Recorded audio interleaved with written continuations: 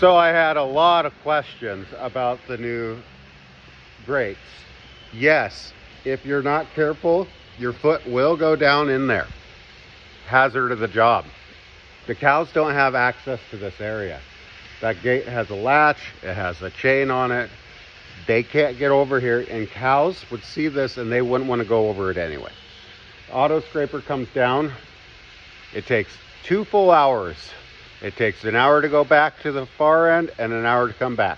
So every 2 hours, this scrape lane gets cleaned. Goes into here. Where does it go next?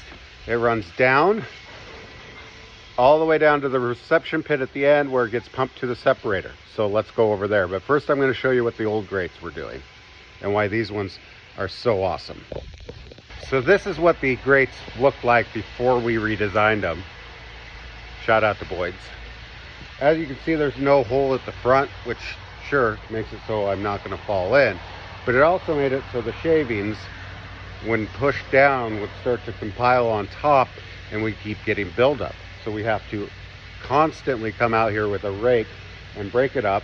And that means we're getting a pile down below, because when we come out, it's 3 or 4 times down here and it piles up, which means the whole system slows down because you have a pile. Instead of one scrape full down there, it's 3 or 4.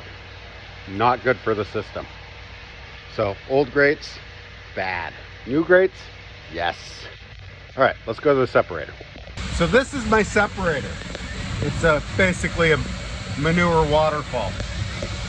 The reception pit comes up into here and it goes through these rollers.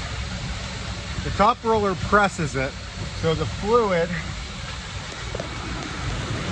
goes down through those mesh screens and into my holding lagoon tank. Actually, I have tanks, not lagoons. And let me go down. The solids continue down through 2 more of these presses, and they come out right here.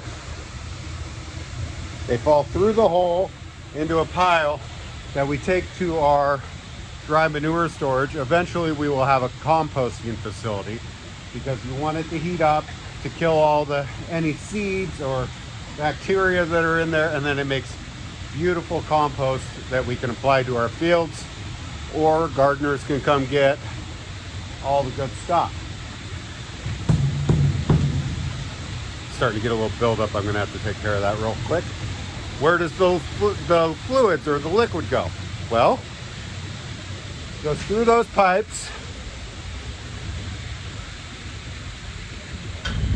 and into that tank. That is a 1,000,000-gallon tank. We have multiple tanks that we store it, and then after we take grass off, or before we plant corn, we apply it to the fields.